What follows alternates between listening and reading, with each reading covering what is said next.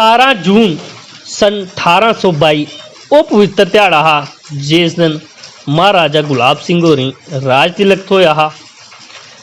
जेकर अस महाराजा गुलाब सिंह हुंदे जन्म आह्ली थार की गल करचै ते उंदा जन्म सांबे दी एक जगीर च होया हा जिंदे पिता जी हुंदा नां मियाँ किशोर सिंह हा।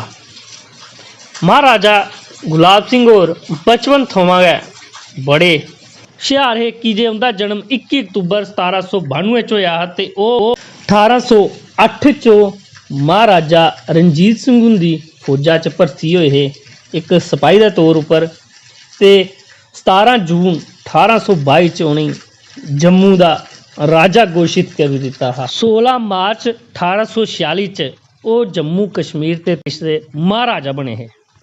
भारत देश दे ओह इकलौते ऐसे महाराजा होए जिन्हें अपने जिंदे जी है अपना उत्तराधिकारी घोषित कर दिता हा। महाराजा रणवीर सिंह होरें गी